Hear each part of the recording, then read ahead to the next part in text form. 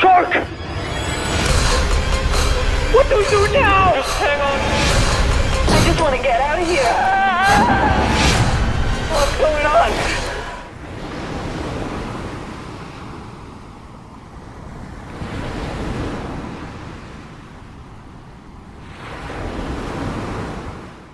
We are talking The Last Breath, and this is a shark attack movie from 2024.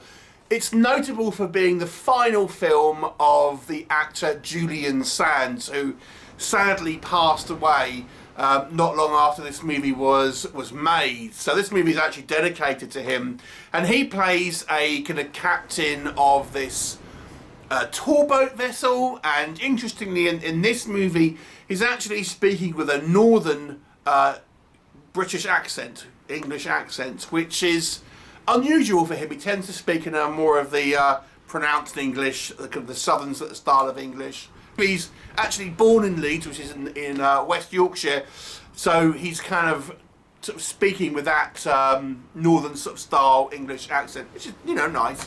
Anyway, what is the story?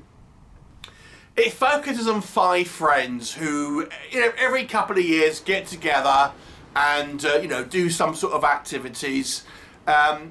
One of the friends happens to work with Julian Sands' character, who has the previous day discovered a kind of wreck, a World War II wreck that was until that point undiscovered, and they haven't let anyone else know, so it's completely unexplored.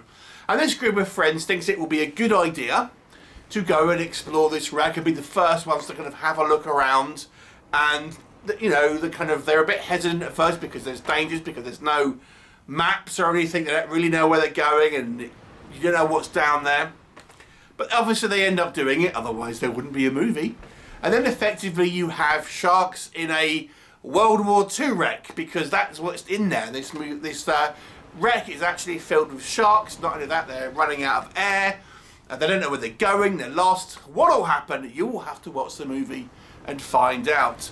So we have to address the shark in the room, and that is one of the critiques you see from shark movies a lot is, oh, you know, you've seen one, you've seen them all. And that is true to a degree, but how many original ideas can you possibly get from a shark attack movie?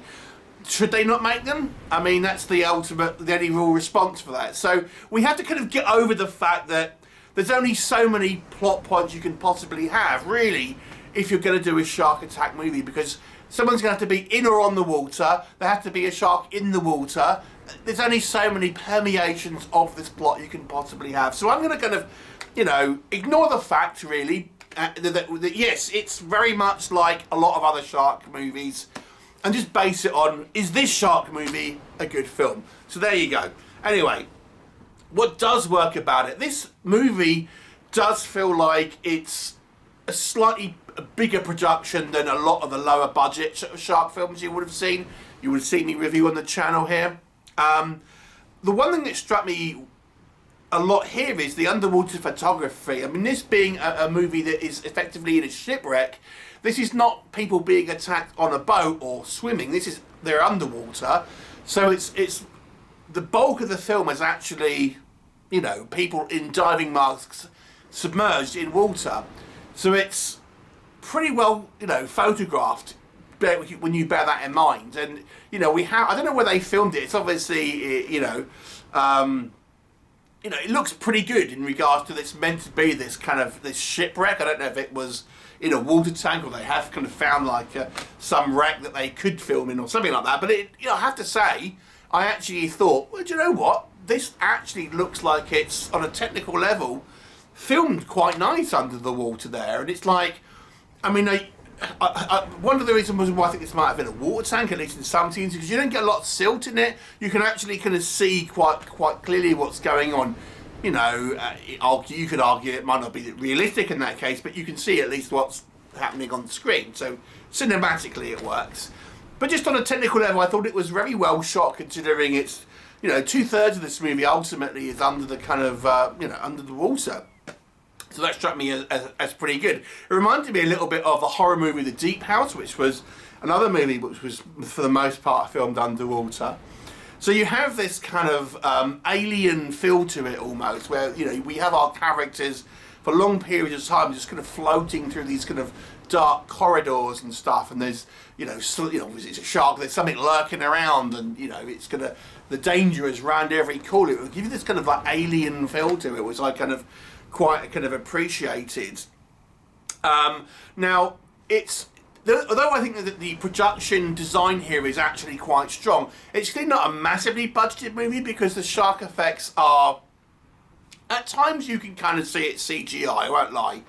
But I think the filmmakers here are wise to keep the sharks largely in sort of gloomier water or in shadow. You do see them, you know, don't get me wrong, you're not going to be missing out on any shark action, but they wisely kind of keep them, you know, somewhat obscured, at least for most of the time. And obviously I think that's possibly a budgetary reason, but I think it was the right move because it makes the sharks, you know, you can kind of believe the sharks, if that makes sense, because they don't look too fake, because they are a little bit obscured here and there. So you can buy into the movie that much more. The characters are very well defined. You know, this is going to be a negative as well of mine, and I'll come on to that in a little bit. But I have to say, I think you don't have a huge amount of characters, but they are. So you've got a group of ultimately 5 individuals, and they're all kind of quite well defined in regards to the characteristics. So you can kind of tell who's who by the kind of just obviously their candor and the way they're kind of talking to each other. So even though everyone kind of looks kind of similar, you know, I do think you can kind of still pretty much see who's meant to be where and etc. So that was all pretty good. And I think one of the key factors for me with this film is a lot like 47 Meters Down. The sharks aren't the only problem. I mean, these guys are lost. They get trapped in this kind of underground ramp. They don't know where they're going. They're running out of air. A couple of them end up kind of getting injured and kind of losing blood. So it's really like it's kind of a ticking time bomb, really, because the action has to be taken. They can't just hide and wait for these sharks to kind of go away. They kind of need to act. So I thought that really makes the kind of the tension in this movie somewhat kind of heightened. It's one of the key reasons why I enjoyed the movie 47 Meters Down so much, because I do think it has such a tense kind of feeling to it.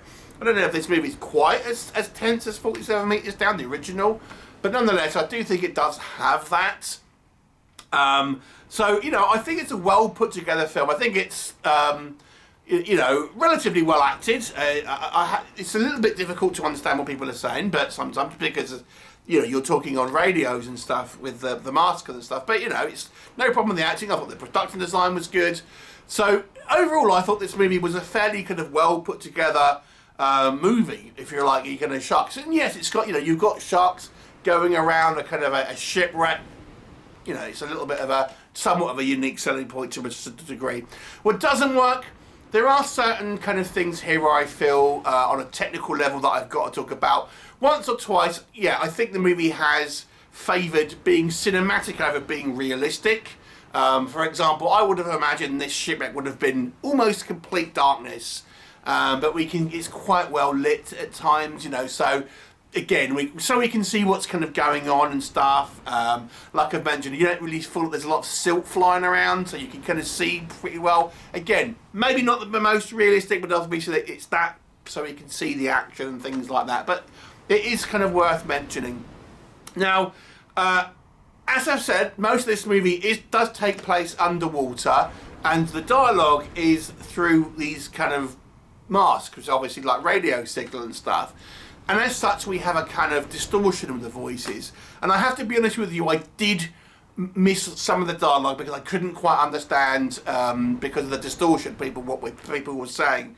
So the dialogue, again, you know, is you can't quite catch everything that was said. Some of the budget does show, as I said, once or twice the sharks do look CGI, and obviously they are CGI. I'm a bit forgiving with the effects, and I think for the most part they get away with it, but there's going to be a couple of people who will go, that looks fake, and then there are a few shots where it does look fake. I think there are a couple of elements here where the logic, I think, goes out the window. for example, that we have a character that dies. I mean, that's you're probably going to expect. I won't say who. And they use the body to lure the shark, but they're running out of air. But they don't take the person's air tank off. I'm thinking, why would you not do that?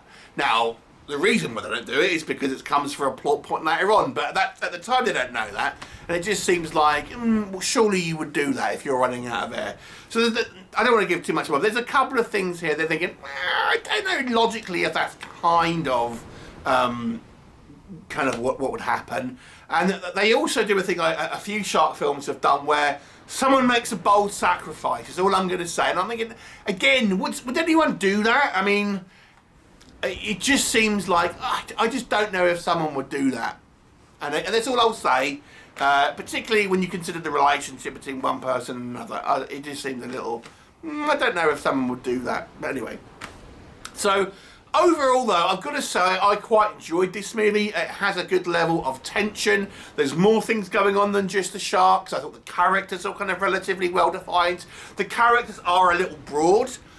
You know, we have our main guy who's the kind of the good, altruistic guy. Of course, he's got one of the characters as his ex-girlfriend.